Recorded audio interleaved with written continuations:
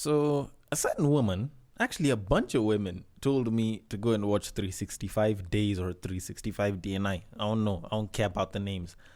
And to be completely honest, I am never trusting women again when it comes to movie choices. Because that thing, like, really? Welcome back to Battle of the Sexes.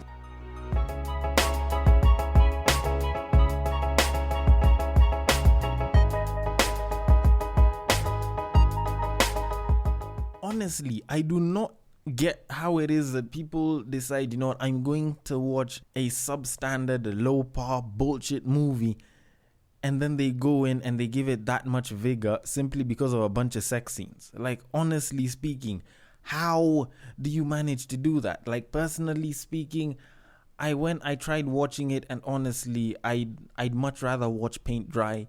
I would much rather go and cut grass with a nail cutter on an acre of land. I would much rather spend even a tenth of that time and just go and, jerk off in a bathroom somewhere, in a public toilet, if need be. I would get so much more satisfaction from all of that than watching whatever the hell it is that women were losing their shits about. Because when you actually watch it, it's a very shitty movie and it just has good sex scenes. And even those sex scenes, it's not like they're particularly my taste. Because I think they were just made for women and women lost their shits over it. That's why they say that it was such a good movie, which was why it was trending for quite a while. Like, honestly, how is it that people can lose their shits over just a bunch of sex scenes? Like, you can get that shit from porn. Goodness my. Anyways, as much as I would love to continue ranting about women and their lack of choice in terms of movies and porn, we need to get this show on the road. Welcome to Break Time on Westside, your number one break time podcast, coming to you from Nairobi, Kenya. The man on the mic needs no introduction. He is your tall, dark, and mildly handsome human being. He is the man on the mic that makes all the noise all the time whenever he's on the mic. And for some reason, it's like he always has a problem with something. That man is none other than I, Sir Denver B. The show is Battle of the Sexes. And for those of you all that don't know what Battle of the Sexes is, it is your weekly series of rants coming from I, Sir Denver B, on the many issues that we have as men and women in regards to the many different aspects of our lives. And it's pretty much just me just calling out people on their bullshit and doing some kind of rant. But anyways, that being said, back to the rant. Now, honestly speaking, when you look at a movie like 365, and yes, I'm about to get done with it in a second. Like, it is the epitome of, you can toss in a whole load of shit, but as long as there's a few good scenes here and there, a bunch of people will always speak some level of good about it. Because honestly speaking, besides the sex scenes, there's nothing that was particularly good. And honestly, even with those sex scenes, you can find them in porn. Like, there's an entire for women category in Pornhub that you can go and look at. One, for free, and two, is much shorter and probably a bit more fulfilling for the same women that are talking about 365. But anyways, actually, now that I've mentioned Pornhub, I do need to get into something about that. So over the past, I think, week or two, there's been this whole campaign to boycott Pornhub for one reason or another. Apparently, they claim, the people that are calling for the boycott of Pornhub claim that apparently Pornhub has been very bad in terms of helping create a nice, safe environment in society in terms of the porn that they have there. So you'll find that there's a lot of sex trafficking that's gone on and been posted up on Pornhub. Rape videos have been posted up on Pornhub, and there's child pornography, there's some form of child sex trafficking, blah, blah, blah. Like, people have said all sorts of things about Pornhub. And the thing is, I don't know. If someone was to ask my stance on it, because at least one or two people have, to be completely honest, I can't entirely say that we'll boycott them. But anyways, here's my number one problem with this whole boycott. The majority of the people that are saying, let's boycott Pornhub, they don't exactly watch porn from Pornhub or porn at all. So it sort of kind of goes back to that same joke that Chris Rock had made the other time at the Oscars about Rihanna's panties. Let me see if I can put it here for you somewhere here. This is like me boycotting Rihanna's panties. I wasn't invited.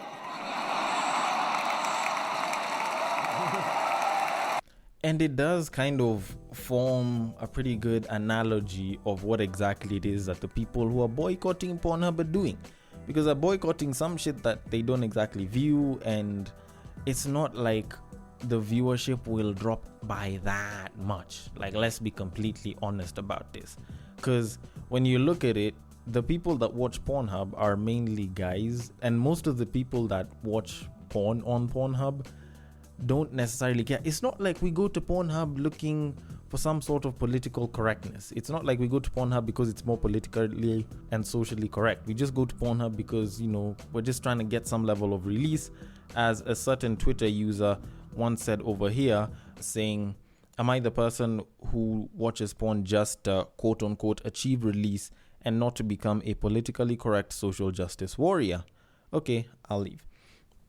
And the thing is, yes, I get it. It's a tweet and it should have been on Tweet Street, but fuck that. I got this news from every single piece of social media, because people are all trying to boycott Pornhub because of something that, to be quite honest, is very hard for Pornhub to control. Because like the issues they are having, or at least the issues that they're being accused of, aren't necessarily things that you can entirely control when you're a platform for people to access, but you're also a platform that people can go and place their content there. So to kind of put a bit of context into all of this, like, let me give you a couple of details from their stats. Now, as per the stats that were released this year at the beginning, it would take you about 136 to 150 years to actually consume all of the content that's there. Like, that's how much in terms of video content they have. They have so much of it. So you'd probably have to start watching from one video and spend roughly about 150 years of just straight non-stop watching and viewing of that content. So you expect them to clamp down on all of these videos. How exactly? Because it's not like rape and rape fantasy are that different when it looks to how it's being acted in terms of porn. And by all means, there are good actors. I'm not saying that I defend it, but if someone videotaped someone else being raped, you might not necessarily know. In some cases, I'm just gonna say in some cases, it's not like it's particularly easy for someone to know that, you know what, this person was being sexually abused, this person was sexually coerced into doing it or not. You wouldn't entirely be sure. And there's people that get off from that. Like, there's people that actually do have rape fantasies. There are people that have very sadomasochist and sometimes dominating sort of fantasies that porn will give you because, well, willing buyer, willing seller. So it's very hard to say that out of all of Pornhub that it'll be easy to find these videos and shut them down. Yes, of course, when you look at something such as the child porn situation, then yes, it does make a little bit of sense. If you are a child, or if you were a child and you were filmed doing some sort of sexual material and you were posted up on Pornhub, I think if you went and appealed to Pornhub and you gave them some sort of proof that as of the time of that filming, or at least as of the time of that video being posted, you were underage, then they should probably bring it down. Now, there was a case of something similar to that and they didn't bring it down, and I will admit they were in the wrong. They should have taken it down immediately. But when you look at a lot of these sex-related issues, it becomes a lot harder to clamp down on them because some of them are fantasies and you wouldn't entirely know how to get rid of them. Because if someone with their partner record a sex tape, they post it up on Pornhub, then they break up and one of them wants to take it down, it's not like you'll go and you'll say, you know what, I was raped. Because people will always bring some sort of fake story, oh, you know, it wasn't done in consent and so on. But it's very hard for people to sort of just bring it down off of Pornhub just because of that. And trust me, I'm guessing Pornhub gets millions of complaints like this, so they can't attend to all of them. It's not like they have a team of 1,000 legal professionals that can go and clamp down on all of those videos. And because the porn industry and porn in general is very murky waters, it's not exactly easy to find those videos and pull them down. It's not as simple as something like YouTube, Facebook, Instagram, which can sort of set certain systems in place that would openly identify such an issue and bring it down. Like if you try using like Facebook, at least if there's graphic content, I think Twitter as well, Instagram as well, it'll actually sort of prompt you in the sense that, you know, this is graphic content, do you still want to view it? And it's not like those systems are entirely right. There's times when I've posted up jokes that look like news and then it gets clamped down and they refuse to post it up because they claim that it's fake news, and yet it's just a joke. So you find it very hard to control the kind of content that exists on such platforms. One, because they're so big, and two, because the diversity and the kind of intention that's there whenever those videos are posted is very hard to notice. I'm just saying. Because take for example the Mia Khalifa debate. People came out and they complained, you know what, Pornhub should have paid Mia Khalifa. She's been there for such a long time and she only made $12,000.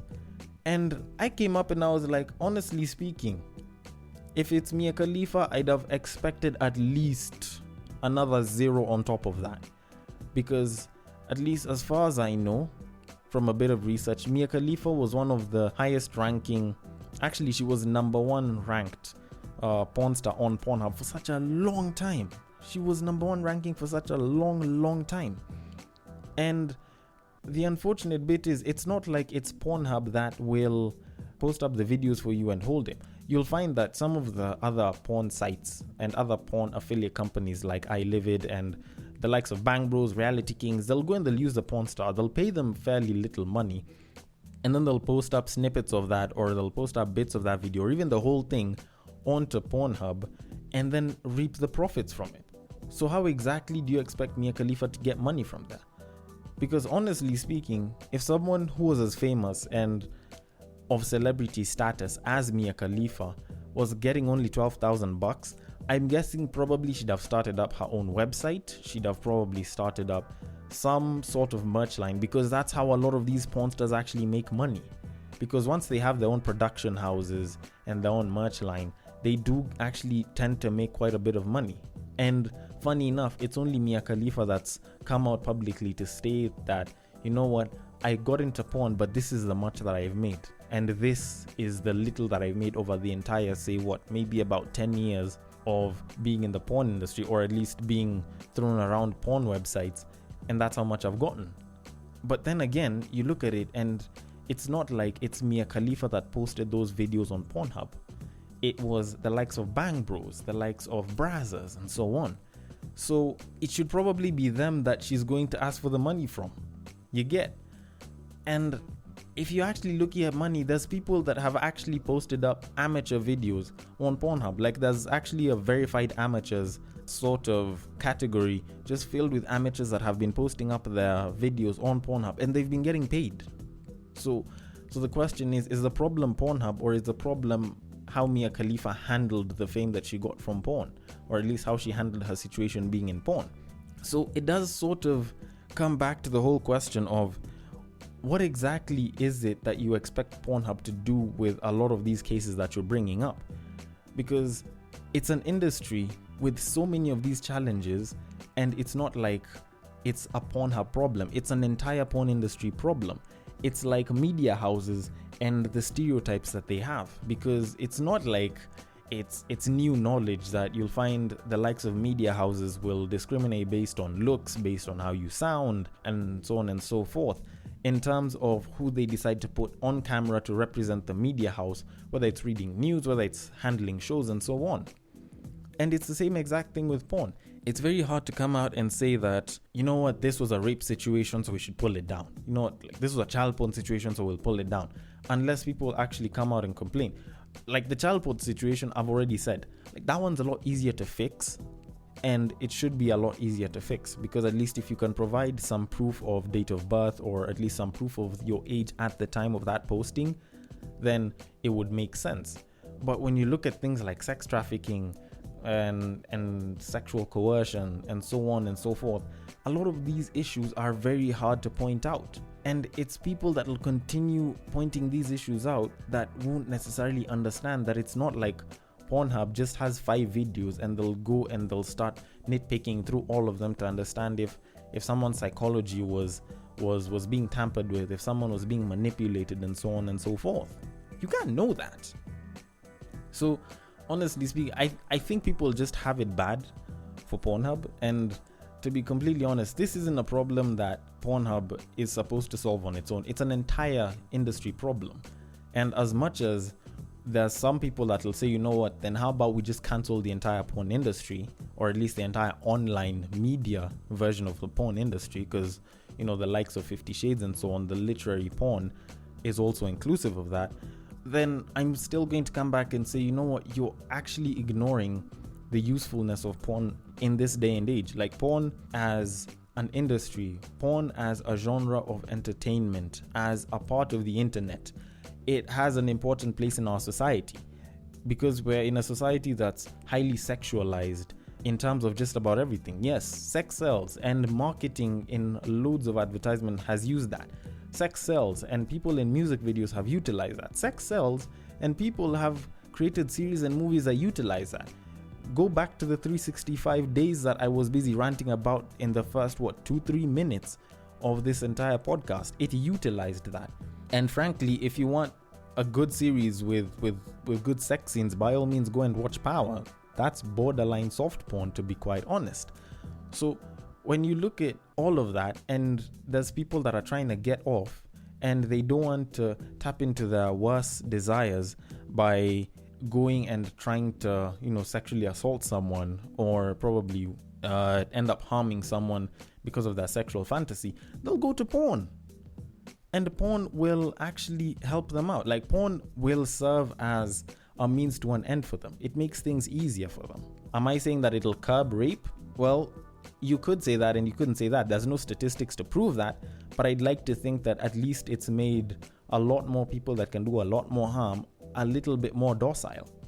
So when you try to look at the entire argument of Pornhub and porn, you need to understand that as much as there are challenges, there are uses. And it's useful right now. It's just that there's challenges that need to be handled as an industry and not just as Pornhub. Pornhub is a big player in the industry, but it's not the only player in the industry. And for the most part, it's probably just a distributor. Yes, there's Pornhub originals, but it's mostly just a distributor. It's more or less like Netflix. It's not like they'll do that, say that it's completely easy. It's easier for them because there's clean content and there's not so clean content. But in porn, it's an entire gray area with so many shades of gray that people will look at differently. So honestly speaking, when you sit back and you look at people and they're complaining about porn and they're saying, you know what, we should boycott Pornhub, we should cancel Pornhub unless they handle these issues, I usually ask myself if people actually look at it from a practical point of view. Like, just tell me how to practically handle the whole Pornhub situation with sex trafficking and sexual coercion and rape. Please tell me how it is that those situations can be rectified, and then maybe after a bit of debating here and there, from the theory bit of it to the actual practical bit of it, then maybe we can say that Pornhub can actually do something.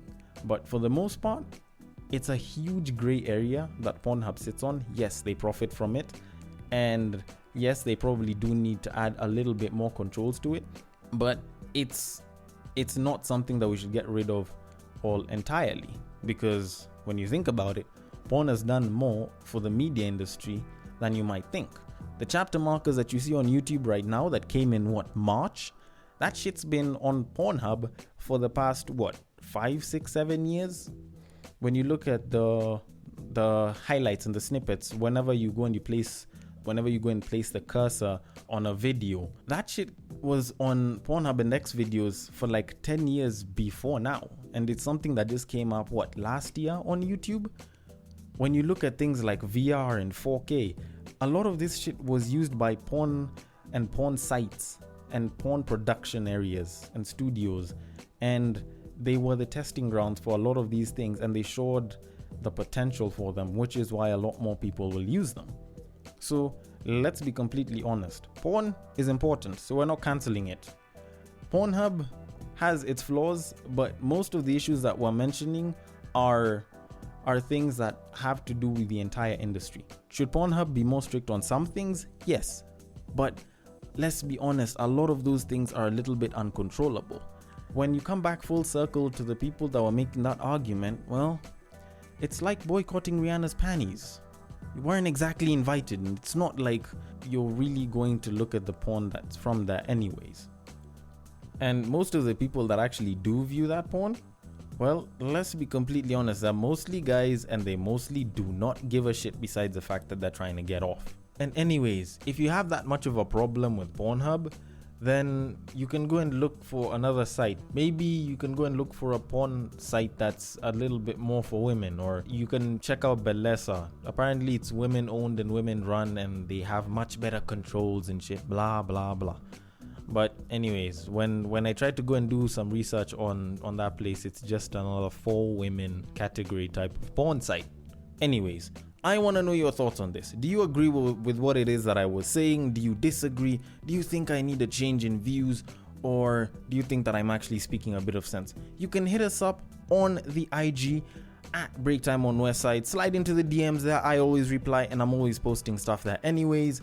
You can also hit us up on Facebook, because I'm back there now, at Breaktime on Westside. And on Twitter, you can hit me up at Bagaka the D. And before I sign off, episode 100 of the entire Breaktime on Westside catalog will be with us. Yes, we have survived. We are on 98 episodes as of right now. So 99 will be Tweet Street, and next week we will be having our 100th episode. So make sure you guys stay tuned for that. I will see you guys later. Take care.